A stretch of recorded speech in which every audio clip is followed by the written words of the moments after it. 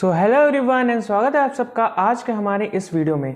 आज का वीडियो हमारा होने वाला है क्लास 11th अकाउंटेंसी का चैप्टर नंबर 1 जो कि है हमारा इंट्रोडक्शन टू अकाउंटिंग। आज के इस छोटे से वन शॉट रिवीजन में हम अपने सारे टॉपिक्स को कवर करेंगे, वो भी डिटेल में विद एग्जाम्पल्स।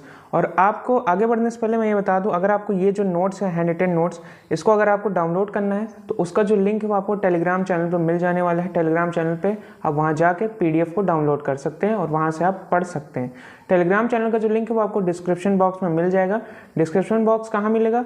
वो जो टाइटल आपको दिख रहा है यूट्यूब का, उस पर क्लिक करिए, ऊपर विंडो खोलेगी एक, वहाँ पे आपको for handwritten notes Telegram channel का लिंक मिल जाएगा।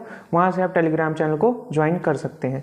अब बढ़ते हैं हमारे आज के इस वीडियो की तरफ। आगे बढ़ने से पहले अगर आपने इस वीडियो को लाइक नहीं किया है अभी तक तो लाइक कर दीजिए और इस वीडियो को लास्ट तक देखना नहीं भूलना है। एंड आई एम श्योर अगर लास्ट तक आप इस वीडियो को देखेंगे तो आपको ये चैप्टर के जितने भी डाउट्स हैं वो सारे डाउट्स क्लियर हो जाएंगे एंड सारे कॉन्सेप्ट्स आपको समझ में आ जाने वाले हैं। तो चलिए बढ़ते हैं आज के हमारे इस पहले टॉपिक की, जो कि है हमारा इंट्रोडक्शन टू अकाउंटिंग। तो अगर हम अकाउंटेंसी पढ़ें तो सबसे पहले हमें ये जानना चाहिए कि अकाउंटिंग होता क्या है, हमारा सब्जेक्ट किस बारे में। So accounting is the language of business which helps in recording the business transactions in chronological order in the books of accounts। यानी कि अकाउंटिंग हमारी एक प्रकार की लैंग्वेज है जो हेल्प करती है हमें रिकॉर्डिंग, क्या चीज़ रिकॉर्ड हम क्या करते हैं हमारे बिजनेस ट्रांजेक्शन्स को इन बुक्स ऑफ अकाउंट। यानी कि बुक्स ऑफ अकाउंट में जो हम जिस लैंग्वेज में हम अपने ट्रांजेक्शन्स को रिकॉर्ड करते हैं वही हमारा अकाउंटिंग कहलाता है। It records only financial transactions related to business, यानी कि इसमें हमारे केवल फाइनेंशियल ट्रांजेक्शन्स आते हैं, पर्सनल नेचर के या फिर ऐसे कुछ कोई ट्रांजेक्शन जो कि फाइनेंस रिलेटेड नहीं है वो सारे ट्रांजेक्शन इसमें नहीं आने वाले। Accounting according to American Institute of Certified Public Accountants, accounting is an art of recording, classifying, summarizing in a significant manner in terms of money transactions and event which are in part at least of a financial character or interpreting the result thereof। तो भैया ये क्या definition है, समझ में नहीं आया तो इसको ऐसे समझते हैं कि अकाउंटिंग एक आर्ट है, किस चीज़ का? Recording, classifying, summarising. क्या करेंगे? हमारे जो फाइनेंशियल डेटा है जो कि रिलेटेड टू फाइनेंस है हमारे in the ordinary course of business, यानी बिजनेस से रिलेटेड जितने भी हमारे ट्रांजेक्शन्स हो रहे हैं उन सारी चीज़ों को क्लासीफाई करना, उन सारी चीज़ों को रिकॉर्ड करना, उन सारी चीज़ों को समराइज करके जब हम अपने बुक्स ऑफ अकाउंट में लिखेंगे उसी चीज़ को हम अकाउंटिंग कह सकते हैं। तो अकाउंटिंग प्रोसेस हमारा क्या होता है? सबसे पहला आता है recording of financial transactions in the journal, यानी कि हम जर्नल एंट्रीज पास करते हैं। मैं ये उम्मीद कर रहा हूँ कि ये आप जैसे कि आपको वन शॉट रिवीजन है तो आप बेसिक्स चीज़ें जानते होंगे, जैसे जर्नल एंट्रीज क्या होता है, बुक्स ऑफ अकाउंट्स क्या होती हैं, कैश लेजर वगैरह, वो सारी चीज़ें आप जानते होंगे। तो हमारा जो जर्नल एंट्रीज हम करते हैं, जर्नल मतलब जो लिखते हैं हम, जर्नल बनाते हैं, उसमें हम क्या करते हैं? Recording of financial transaction. तो सबसे पहले हम अपने फाइनेंशियल ट्रांजैक्शन को रिकॉर्ड करेंगे जिसको हम जर्नलाइजिंग कहते हैं। रिकॉर्ड इन द लेजर, फिर जर्नल एंट्रीज को हम लेजर्स में ट्रांसफर करते हैं, उसमें रिकॉर्ड करते हैं, यानी कि posting to ledger. Summarising the activities and transactions, अब हम क्या करेंगे? जो हमारी एक्टिविटीज़ हुई हैं, जो हमारे ट्रांजेक्शन्स हैं, उसको समराइज करेंगे और उसको एनालिसिस एंड इंटरप्रिटेशन करेंगे। फिर उसको समराइज कर लिया, अब उससे एनालिसिस करेंगे, इंटरप्रिटेट करेंगे कि हमारे यहाँ बिजनेस में कौन कौन सी एक्टिविटीज़ क्या रोल निभा रही हैं, या फिर हमें प्रॉफिट लॉस, हमारे गेंस, इनकम, एक्सपेंडिचर, ये सारी चीज़ को इंटरप्रिटेट करेंगे, एनालिसिस करेंगे। उसके बाद हमारे ये सारी चीज़ें हो गई, फिर हम उसको कम्युनिकेटिंग द रिजल्ट्स, यानी कि जो हमारे रिजल्ट्स आए कि हमारा प्रॉफिट आया है कि लॉस आ रहा है, हमारे कितने खर्चे हुए, कौन सी एसेट्स खरीदी हैं, बेची हैं, वो सारी चीज़ों को हम कम्युनिकेट कर देंगे। किसको कम्युनिकेट करेंगे? वो हमारे जो यूज़र्स ऑफ बुक्स होते हैं, बुक्स ऑफ अकाउंट्स के जो यूज़र्स होते हैं उनको हम अपने रिजल्ट्स कम्युनिकेट कर देंगे। अब बुक्स ऑफ अकाउंट्स से कौन कौन से यूज़र्स होते हैं उसको अभी हम आगे जान लेंगे। आगे बढ़ते हैं। Objectives of accounting. Objectives of accounting क्या हो कहता है? मेंटेनिंग रिकॉर्ड्स, यानी कि हम रिकॉर्ड्स को मेंटेन करते हैं, उसमें एस्टिमेट प्रॉफिट एंड लॉस, यानी कि अकाउंटिंग हम क्यों कर रहे हैं? हम अपने रिकॉर्ड्स को मेंटेन करने के लिए, प्रॉफिट एंड लॉस का पता लगाने के लिए, अपनी प्रेजेंटिंग द फाइनेंशियल पोजीशन, यानी कि हमारी प्रेजेंट में कौन सी फाइनेंशियल पोजीशन है, हम कहाँ पे हैं, उसको पता लगाने के लिए। और providing useful information to users, यानी कि एक बार ये कम्युनिकेटिंग का भी पॉइंट आ गया, यूजर्स का भी पॉइंट आ गया, यानी कि हमारे जो रिजल्ट्स हैं अल्टीमेटली हम अकाउंट्स, बुक्स ऑफ अकाउंट इसलिए बनाते हैं क्योंकि हमारे जो यूजर्स हैं उनको पता चल सके कि हमारी जो फाइनेंशियल पोजीशन है बिजनेस की वो क्या है। एडवांटेजेस क्या हैं? अवेलेबिलिटी ऑफ इन्फॉर्मेशन यानी कि हमारे पास इन्फॉर्मेशन अवेलेबल होती है। Identifies strength and weakness of business यानी कि बिजनेस की जो स्ट्रेंथ होती है, वीकनेस होती है, उसको हमें पता लग जाता है। Enables comparison between time periods and similar companies यानी कि हमारी तरह की जो दूसरी कंपनीज हैं उनका फाइनेंशियल पोजीशन कहता है वो कितना प्रॉफिट कमा रही है या फिर वो कैसे कर रही है, तो हमें ये कंपेयर करने में आसानी हो जाती है। और ये हमारा evidence in the court of law भी हो जाता है, यानी कि हमें कोई लीगली कुछ चीज़ें रिप्रेजेंट करनी तो हमारा बुक्स ऑफ अकाउंट को यूज़ किया जा सकता है। एडवांटेज पढ़ लिया, अब थोड़ी लिमिटेशंस या फिर डिसएडवांटेज भी हम जान लेते हैं। Financial accounting is not absolutely exact यानी कि हमारा जो फाइनेंशियल अकाउंटिंग होती है वो एब्सोल्युटली सारी चीज़ें हमें डिस्क्लोज नहीं कर सकती। हाँ, कुछ चीज़ें बताती हैं बट ये एग्जैक्ट चीज़ें हमें नहीं बताते हैं। Financial accounting does not show the exact worth of business, वही कह रहा है कि हमारी जो एग्जैक्ट वर्थ ऑफ बिजनेस है वो हम नहीं पता लगा सकते हैं। Worthless assets are often shown in the balance sheet यानी कि जो हमारी बैलेंस शीट स्टेटमेंट बनता है उसमें हमारा क्या होता है कि कुछ ऐसे एसेट्स होते हैं जिनकी कोई भी वैल्यू नहीं होती फिर भी हम उसको रिकॉर्ड करते हैं, तो ये क्या होता है, एक तरह से हमारा जो बैलेंस शीट है वो गलत बन रहा है। No effect of inflationary trends यानी जो हमारा इन्फ्लेशन होता है जिसके हिसाब से हमारी जो चीज़ें की वैल्यू है वो अप या डाउन हो जाती है इन्फ्लेशन की वजह से, उसके इफेक्ट को एक तरह से इग्नोर कर देता है अकाउंटिंग। ब्रांचेस ऑफ अकाउंटिंग क्या होती है हमारी? Branches of accounting financial accounting हो गई हमारी, कॉस्ट अकाउंटिंग होगी, मैनेजमेंट अकाउंटिंग हो गई। ये जो आप पढ़ेंगे अपने class 11th and class 12th में, वहाँ पे आप financial accounting majority of the चीज़ें हो जाएंगी, मतलब मेजॉरिटी आप फाइनेंशियल अकाउंटिंग के बारे में पढ़ेंगे, फिर थोड़ा बहुत कॉस्ट अकाउंटिंग, थोड़ा बहुत मैनेजमेंट अकाउंटिंग। अगर आप आगे चल के चार्टर्ड अकाउंटेंसी का कोर्स करेंगे तो आपको ये दोनों चीज़ें एक एक सब्जेक्ट में देखने को मिल जाने वाली है। लिमिटेशंस वही चीज़ें फिर से आ गई हैं, क्यों आ गई हैं पता नहीं। अब हम बात करते हैं हमारे अकाउंटिंग इन्फॉर्मेशन के बारे में। अकाउंटिंग इन्फॉर्मेशन की टाइप्स क्या हैं, कैसे कैसे होती हैं।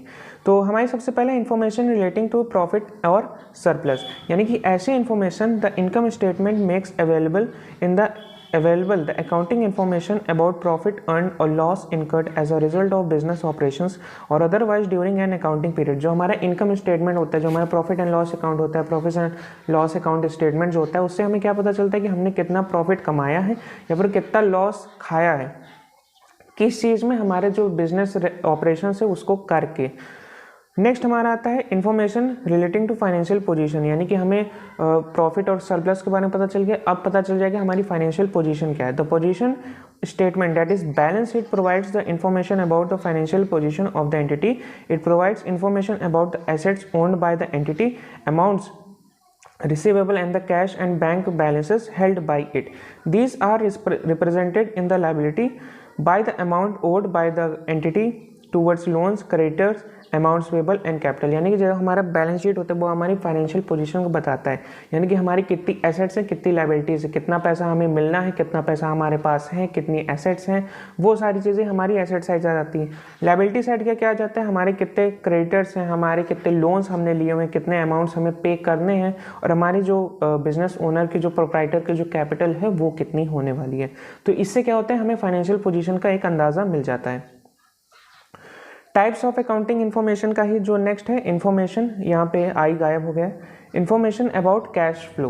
कैश फ्लो के बारे में हमें बताता है cash flow statement is a statement that shows both inflow and outflow of cash during a specific period. यानी कि एक स्पेसिफिक पीरियड, मान लीजिए आपने एक महीने का कैश फ्लो बनाया तो उस एक महीने पे कितना कैश के बारे में बात हो रहा है, कितना कैश इनफ्लो हुआ मतलब यानी कितना कैश आया, कितने कैश का आउटफ्लो यानी कितना कैश गया है, उसके बारे में हमारा कैश फ्लो स्टेटमेंट हमें बता देता है। अब फाइनली वो पॉइंट आने वाला है जो है हमारा यूज़र्स ऑफ अकाउंटिंग इन्फॉर्मेशन। हमने बुक्स ऑफ अकाउंट्स बना लिया, सारी चीज़ें कर ली। अब जो हमने बुक्स ऑफ अकाउंट बनाई उसको देखेगा कौन, इस्तेमाल कौन करेगा, उसके यूज़र्स कौन कौन है। तो यूज़र्स हमारे दो तरह के होते हैं, पहले होते हैं हमारे इंटरनल यूज़र्स, दूसरे होते हैं हमारे एक्सटर्नल यूज़र्स। इंटरनल यूज़र्स में कौन कौन आता है, ओनर आते हैं हमारे, मैनेजमेंट आते हैं, एम्प्लॉयज़ आते हैं। ओनर क्या करता है, to know about the return of their investment, financial health of the business और कंपनी, यानी कि जितना पैसा उसने बिजनेस में लगाया उसको कितना रिटर्न मिल रहा है और फाइनेंशियल पोजीशन क्या है हमारी कंपनी की। मैनेजमेंट क्या करता है, परफॉर्मेंस को इवैल्यूएट करने के लिए उसको देखता है ताकि कि अच्छा परफॉर्मेंस कर रहा है तो हम और अच्छे डिसीजंस ले, खराब परफॉर्मेंस कर रहा है तो उस हिसाब से हम अपने बिजनेस डिसीजंस को इम्प्रूव कर सकते हैं। एम्प्लॉयज़ करेंगे। एम्प्लॉयज़ क्यों देखते हैं बुक्स ऑफ अकाउंट्स को, यूज़ क्यों करते हैं, उनको प्रॉफिटेबिलिटी जाननी होती है। अगर अच्छा प्रॉफिट कमा रहे हैं तो वो क्या कर सकते हैं, अपनी जो सैलरी उसको बढ़वा सकते हैं, या फिर उनको बोनसेस मिलने का भी डिमांड कर सकते हैं कि भैया आप प्रॉफिट कमा रहे हो तो हमको बोनस भी बांटो। एक्सटर्नल यूजर्स कौन कौन से होते हैं?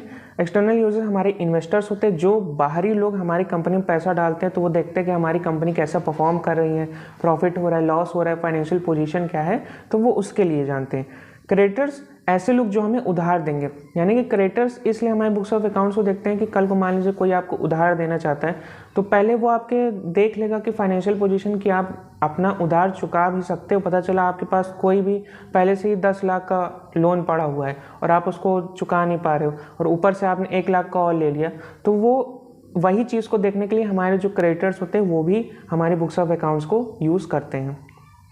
लेंडर्स वही चीज़ जो assesses repaying capacity, credit worthiness of the business, यानी कितना पैसा हम रिपे कर सकते हैं, ये उधार देने वाले हो गए, ये हमारे लेंडर्स हो गए जो हमें लोन्स वगैरह देते हैं।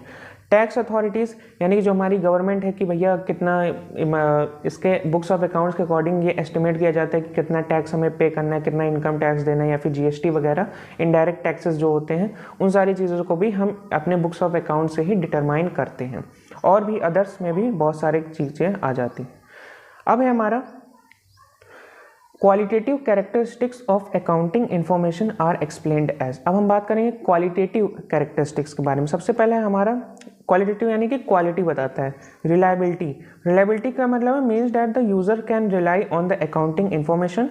All accounting information is verifiable and can be verified from the source document via cash memos bills, hence the available information should be free from any errors and unbiased. यानी कि हमारी जो अकाउंटिंग इन्फॉर्मेशन होती है वो free from errors होनी चाहिए, unbiased होनी चाहिए, जिसके कारण हमारे जो यूजर्स ऑफ अकाउंट्स हैं वो उस पर अकाउंटिंग इन्फॉर्मेशन पे रिलाई कर सकते हैं, रिलायबिलिटी बढ़ा सके। रिलाई करेंगे तो जो हमारे बुक्स ऑफ अकाउंट्स है वो ट्रू एंड फेयर होने चाहिए। रेलेवेंस क्या है? It means that essential and appropriate information should be easily and timely available in any irrelevant information should be avoided. यानी कि रेलेवेंसी जो हमारी बिजनेस से रिलेटेड ट्रांजेक्शन है केवल उन्हीं को रिकॉर्ड करिए, जो हमारे बिजनेस से रिलेटेड नहीं है उनको अवॉइड कर देना चाहिए।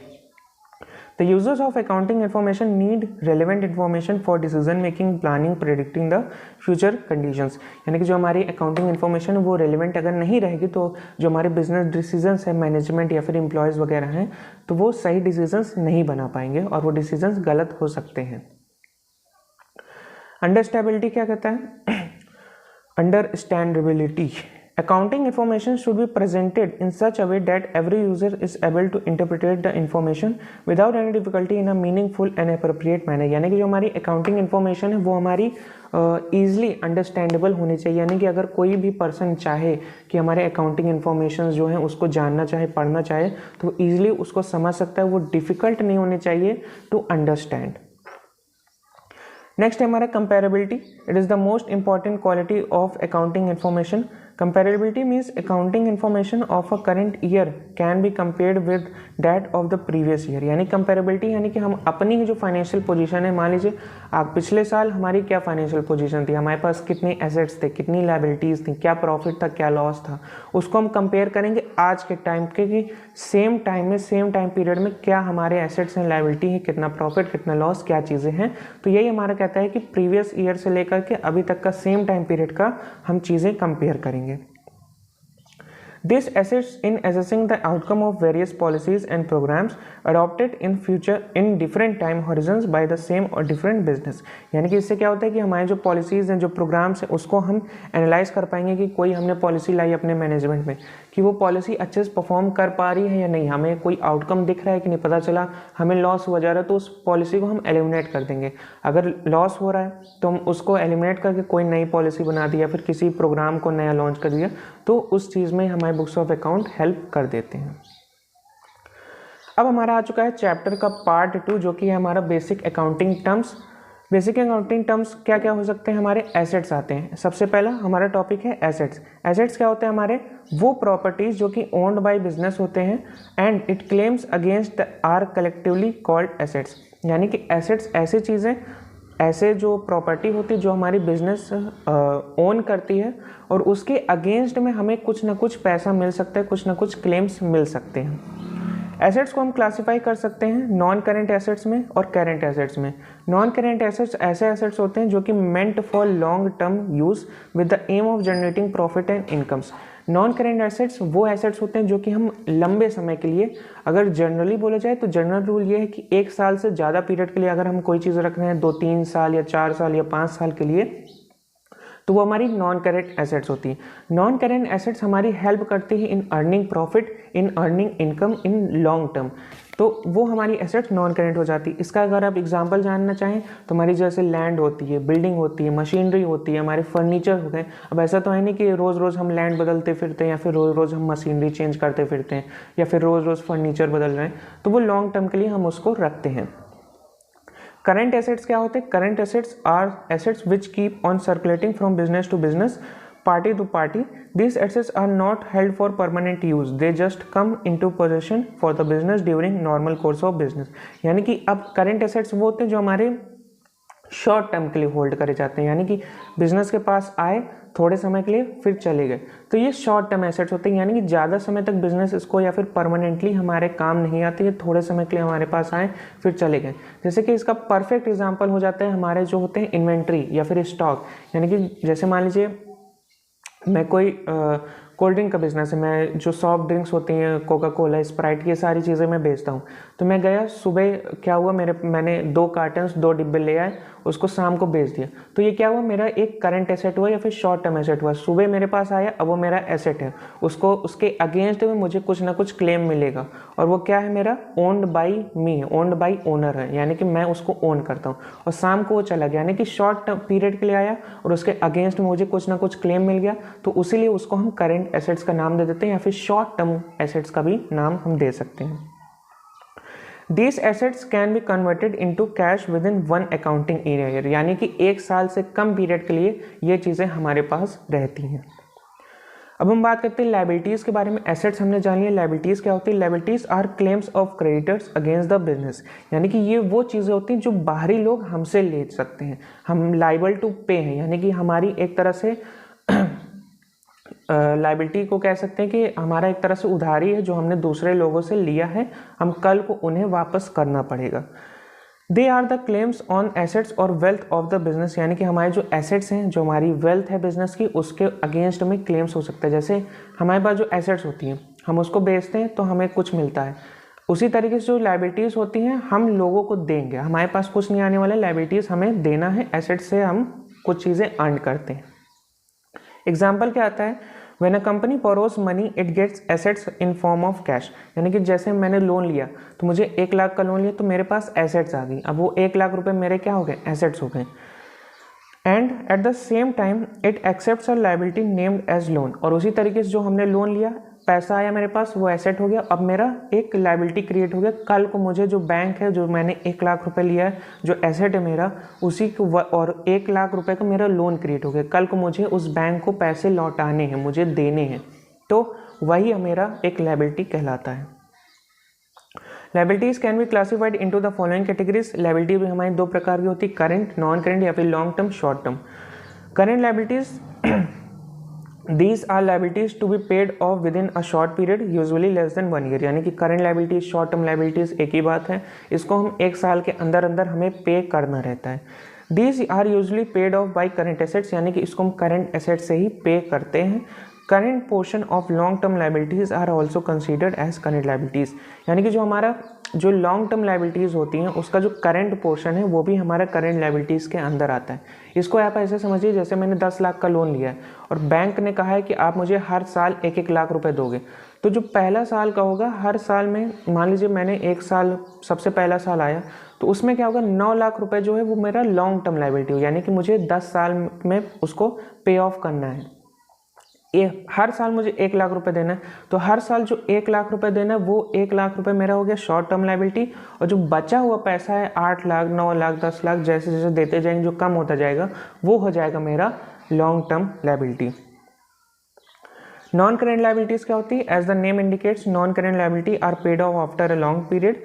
All liabilities maturing after 1 year are considered as non-current liabilities. These liabilities can be settled either by payment of cash or by delivery of fixed assets or by conversion of liability into equity. आप इस point को ignore भी कर सकते हो, इसको आप आगे आके और अच्छे डिटेल में समझ जाओगे।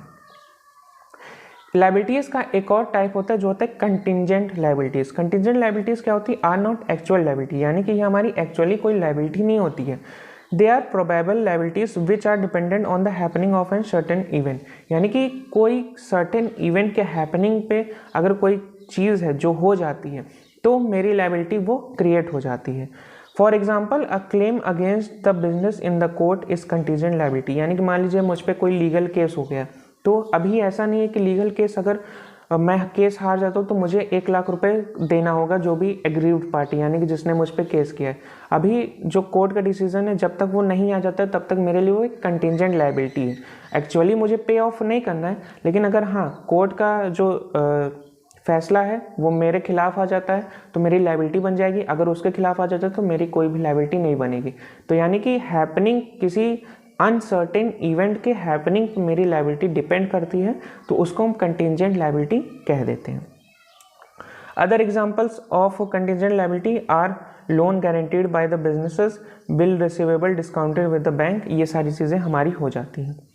नेक्स्ट है हमारा कैपिटल। कैपिटल क्या होता है? Capital is normally understood as owners investment in the bank, यानी कि नॉर्मल कोर्स ऑफ बिजनेस में जनरल भाषा में अगर हम कहें कि कैपिटल क्या होता है, तो कैपिटल हमारा वो पैसा होता है जो एक बिजनेस ओनर अपने बिजनेस में लगाता है। यानी कि अगर कल को मैं कोई बिजनेस खोल रहा हूँ और उसमें 10 लाख रुपए डाल रहा हूँ, तो वो 10 लाख रुपए एक तरह से कैपिटल हुआ उस बिजनेस का मेरे लिए। मैं मतलब कि उस बिजनेस में मैं 10 लाख रुपए एज अ कैपिटल जो डाल रहा हूँ। The owner's investment does not mean the exact amount he puts in to start the business. The capital of the owner will increase when he makes profit. यानी कि अगर बिजनेस प्रॉफिट कर रहा है तो वो प्रॉफिट मेरे कैपिटल में ऐड होता जाएगा और जो मेरी कैपिटल वो धीरे धीरे बढ़ती जाएगी। उसी तरीके से अगर लॉस हो रहा है तो वही लॉस मेरे कैपिटल में से माइनस होता जाएगा और मेरी जो कैपिटल है वो धीरे धीरे कम होती जाएगी। It will decrease when he incurs loss.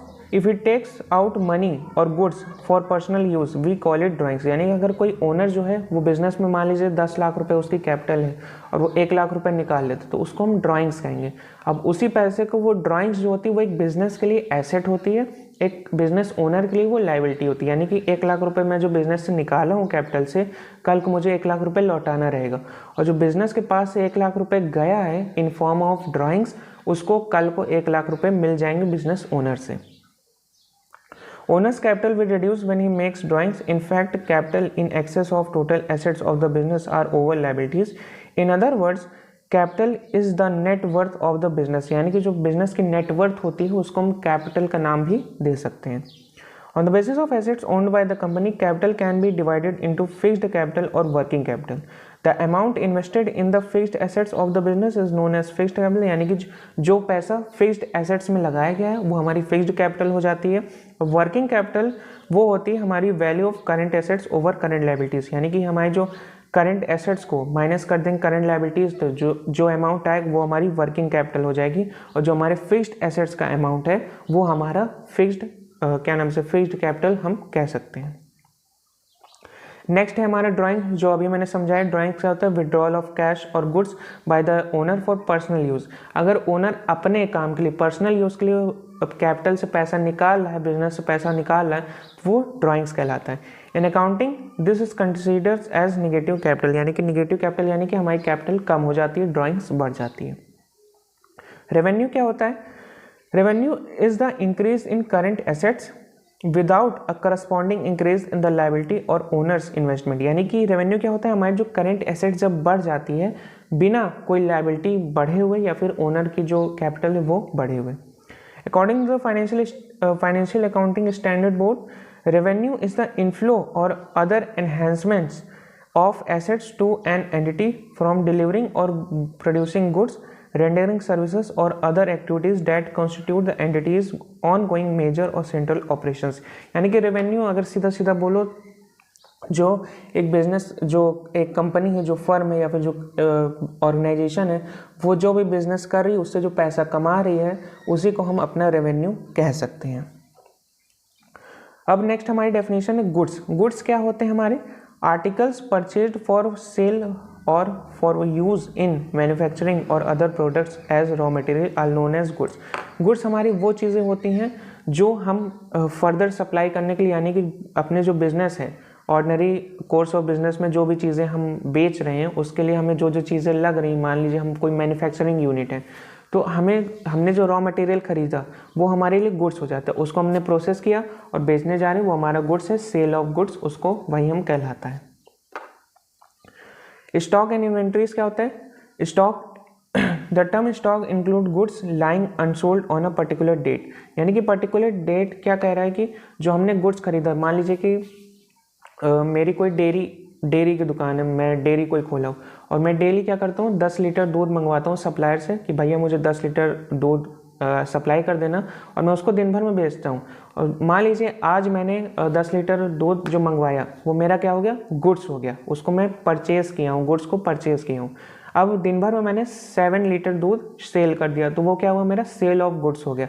अब जो 3 लीटर बचा हुआ है आज के डेट में और मैंने शॉप अपनी बंद कर दी, जो 3 लीटर दूध बचा हुआ है वो मेरा क्या हो गया? स्टॉक हो गया, या फिर उसको हम इन्वेंट्री का नाम दे सकते हैं।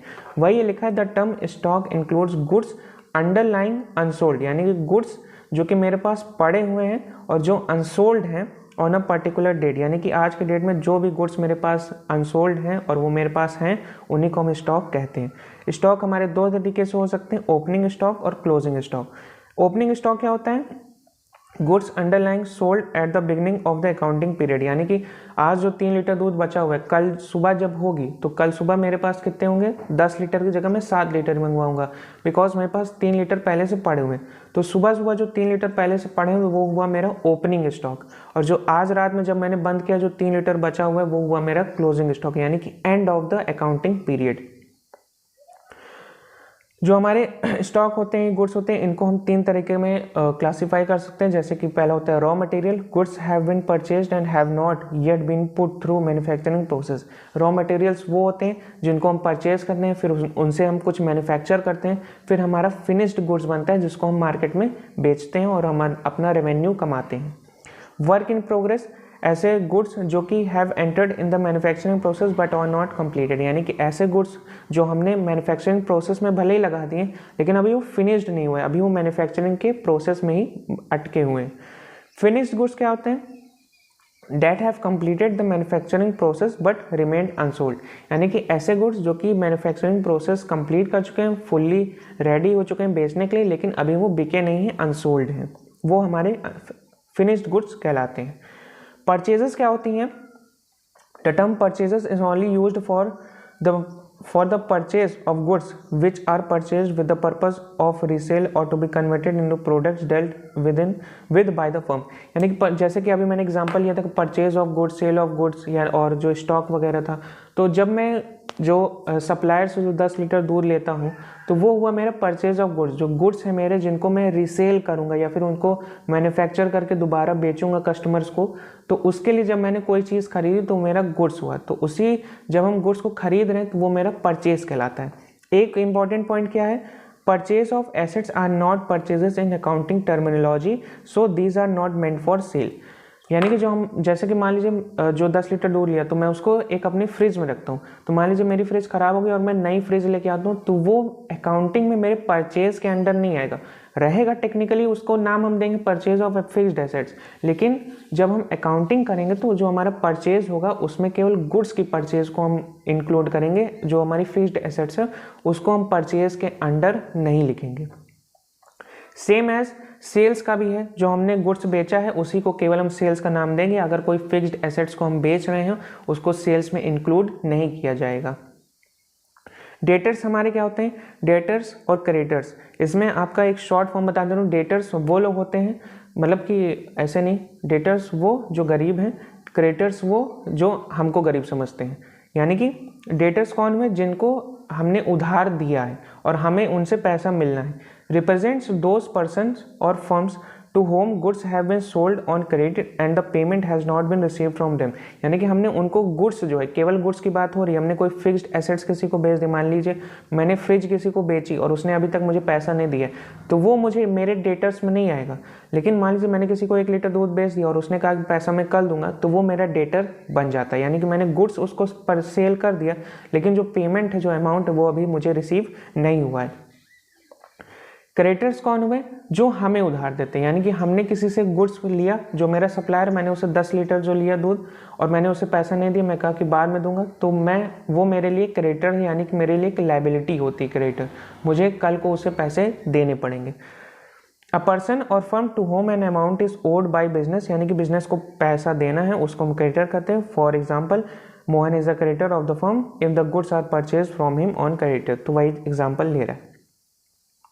Creditors may also be creditor for expenses. It happens when certain expenses such as salaries, rent, wages, interest remain due during the accounting period.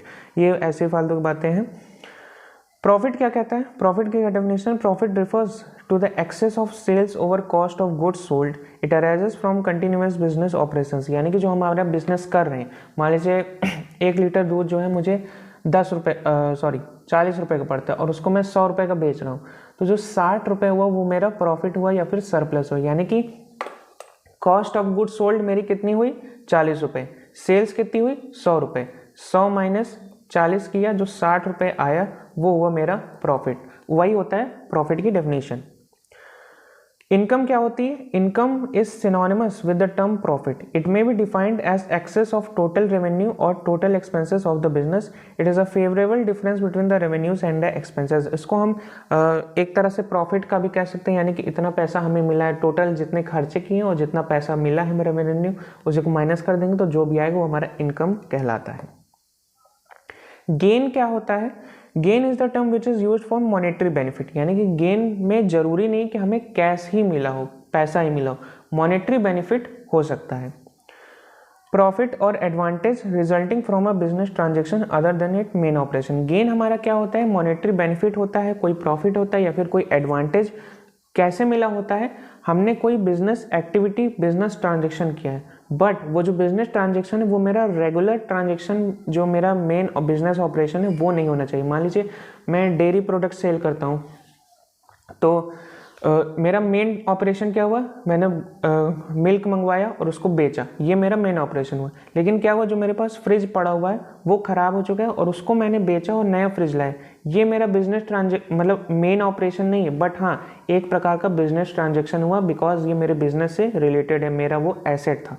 तो एसेट मैंने मान लीजिए बेचा और मुझे जो पैसा मिला, ये मेरा एक तरह से बिजनेस ट्रांजेक्शन हुआ। और उसी को मान लीजिए मैंने जो फ्रिज लाया था वो 1 लाख रुपए का लाया था और मैं जब बेचने गया उसका थोड़ा सा रिपेयर करवा के किसी ने मुझे 1,10,000 रुपये में वो फ्रिज, ख़राब जो फ्रिज था, उसको ले लिया।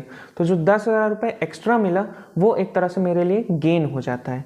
तो वहीं पे ये जो एग्जांपल दिया है आप उसको पढ़ सकते हैं और सेम जो मैंने अभी समझाया वही चीज़ लिखी हुई है। एक्सपेंस क्या होता है? Expense originate from French word expendre which means spend out. यानी कि एक्सपेंस जो चीज़ हम खर्चा करते हैं, it is amount spend in order to produce और sell the goods services which helps to generate revenue. Cost of goods sold is an expense which include all the expenses relating to the purchase, transportation, storage of goods. यानी कि expense क्या होता है? जो भी चीज़ें, जो भी खर्चे हमारे हो रहे हैं in ordinary course of business, यानी बिजनेस से रिलेटेड जितने भी मेरे खर्चे हो रहे हैं, और वो खर्चे क्या कर रहे हैं? हेल्प कर रहे हैं मुझे रेवेन्यू अर्न करने में, प्रॉफिट अर्न करने में, इनकम अर्न करने में। जितने भी खर्चे हो रहे हैं उनको हम एक्सपेंडिचर का नाम देते हैं या फिर एक्सपेंस का नाम दे सकते हैं।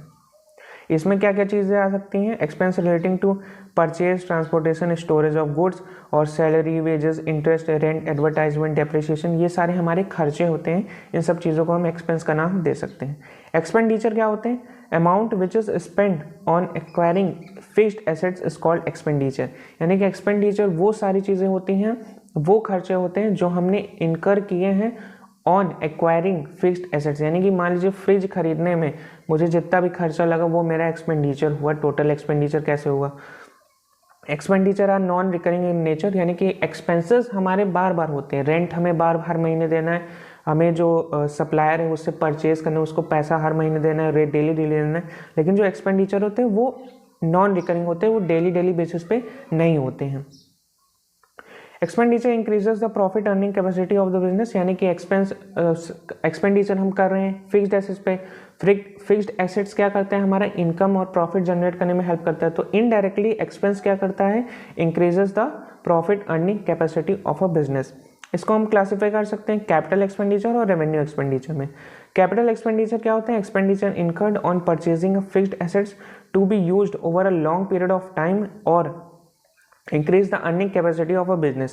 revenue expenditure क्या होता है, expenditure and incurred to earn revenue for the current period on whose benefits gets exhausted within a year। यानी कि मान लीजिए मैंने नया फ्रिज लिया और फ्रिज लेने के लिए मुझे जो कैरेज में पे करना, मतलब ट्रांसपोर्टेशन में पे करना पड़ा, मान लीजिए उसने 1000 रुपये लिया कि भैया मैं जो सप्लायर है फ्रिज का वहाँ से लेकर के मेरी जो बिज़नेस के जो फैक्ट्री है वहाँ तक वो लाने में 1000 रुपये लिया, तो वो क्या हुआ, एक तरह से मेरा रेवेन्यू एक्सपेंडिचर हुआ। लेकिन फ्रिज आया, उसमें गैस भराई गई, उसका सारा इंस्टॉलमेंट हुआ, उसका जो आदमी आया तो 10,000 रुपये लिया, तो वो मेरा क्या हुआ, कैपिटल एक्सपेंडिचर हुआ। तो जब मैं फिर फ्रिज की कॉस्ट में जोड़ूंगा उसका, यानी कि फ्रिज की कॉस्ट मुझे 1 लाख पड़ी और उसका इंस्टॉलेशन चार्जेस मुझे 10,000 पड़े, तो जो फ्रिज की टोटल कॉस्ट हुई वो हुई मेरी 1,10,000 रुपये। तो ये क्या हो गया, मेरा कैपिटल एक्सपेंडिचर हो गया। और वही जो लाने का भाड़ा हुआ, जो मैंने ट्रांसपोर्टेशन में पे किया 1000 रुपये, वो हुआ मेरा रेवेन्यू एक्सपेंडिचर। लॉस क्या होता है, लॉस वही चीज़ है कि which expenses excess of expenses over the revenue of business, यानी कि हमने खर्चा ज़्यादा कर दिया और पैसा कम कमाया, तो जो यानी कि मान लीजिए 60 रुपये का खर्च किया और मैंने 40 रुपये कमाया, तो जो 20 रुपये आया है मेरा, ये हो गया मेरा लॉस, ये मेरा घाटा हो गया। Sometimes in addition of the above, losses convey some other meaning. Loss due to normal circumstances are known as normal loss। यानी कि normal circumstances, डेली चीज़ों में जो अगर कोई कुछ लॉस होते हैं तो उसको normal loss कहेंगे। और losses due to abnormal circumstances also known as abnormal loss। यानी कि मान लीजिए 10 लीटर दूध था, मैंने उसको स्टोर करके रखा हुआ था और लाइट चली गई और वो दूध हो गया ख़राब, तो क्या हुआ, डेली लाइट नहीं जाती, वो कभी कभी लाइट जाती है, तो एक तरह से मेरा क्या हुआ, एबनॉर्मल लॉस हो गया। उसी तरीके से जब मैं जो सप्लायर है वो मेरा जो मिल्क लाता है, तो उसमें क्या हुआ कि उसको लाने में उसका जो लाने का जो इक्विपमेंट है उसमें कहीं ना कहीं लीक है, तो थोड़ा एक बूंद टपकता रहता है, तो क्या करता है, लाता तो 10 लीटर से बट वो हो जाता है 9.5 लीटर। तो जो आधा किलो का लॉस हुआ, आधा लीटर का, वो मेरा एक तरह से नॉर्मल लॉस हो गया, उसको मैं अवॉइड नहीं कर सकता, वो होना ही होना रहता है। Normal loss are those recurring losses which are bound to occur in the normal course of business, यानी कि वो होना ही होना है, आप उसको रोक नहीं सकते हो। Such as losses due to leakage, spoilage, evaporation, वही चीज़ लिखा है लीकेज के दौरान हो गया, इवापोरेट हो गया, जैसे कि पेट्रोल वगैरह जो होते हैं वो इवापोरेट हो जाते हैं, तो वो सारे नॉर्मल लॉस होते हैं। एबनॉर्मल लॉस क्या होते हैं, नॉन रिकरिंग होते हैं, वो बार बार नहीं होते। इसमें क्या क्या आते हैं, आग लग गई कहीं पे, अर्थक्वेक आ गया, चोरी हो गई, फ्लड आ गया, एक्सीडेंट हो गया, ये सारी चीज़ें हमारी एबनॉर्मल लॉस के अंडर आ जाती है। अब आ चुका है हमारा लास्ट टॉपिक, जो कि होने वाला है आउटस्टैंडिंग एक्सपेंसेस। ऐसे खर्चे, these are expenses that have been incurred for earning revenue during a period but remains unpaid at the end of accounting period, यानी कि ऐसे खर्चे जो हमने इनकम अर्न करने के लिए खर्चे तो कर दिए हैं, लेकिन अभी तक हमने इसका अमाउंट पे नहीं किया है। आउटस्टैंडिंग एक्सपेंसेस यानी कि अकाउंटिंग पीरियड एंड होने तक जो भी खर्चे हमने कर दिए लेकिन उसका अमाउंट नहीं पे किया, वो हमारा हो जाता है आउटस्टैंडिंग एक्सपेंसेस। प्रीपेड एक्सपेंसेस क्या होते हैं, यानी कि ऐसे खर्चे जिनका जो पेमेंट है हमने एडवांस में दे दिया, जैसे कि मान लीजिए जो जहाँ मेरी शॉप है उसका जो रेंट है, यानी कि जो डेली हर महीने जो मैं रेंट पे करता हूँ, मान लीजिए 1000 रुपये, मैंने क्या किया, जनवरी आए मैंने 12,000 रुपये साल भर का रेंट एक साथ पे कर दिया, तो वो क्या हो गया, मेरा एक प्रीपेड एक्सपेंस हो गया। लेकिन वहीं पर मैंने आखिरी 3-4 महीने से अपना जो रेंट है उसको नहीं दिया, और जबकि वो मेरा एक्सपेंस है वो मुझे देना ही देना है, और उसको मैंने, मेरी शॉप चल रही, सब चीज़ हो रहा है, उसमें मैं रेवेन्यू पैसे कमा रहा हूँ, लेकिन मैंने रेंट नहीं दिया, तो वो मेरा जो 3 महीने का जो 3,000 रुपये बना है वो हुआ मेरा, क्या हुआ, वो मेरा हुआ आउटस्टैंडिंग एक्सपेंस।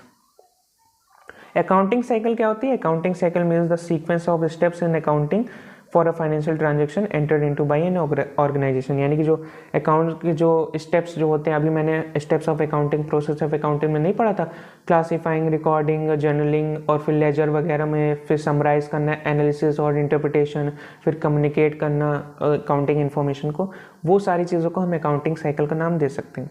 और लास्ट, बिजनेस ट्रांजेक्शन जो होते हैं वो 2 प्रकार के हो सकते हैं, कैश ट्रांजेक्शन, क्रेडिट ट्रांजेक्शन।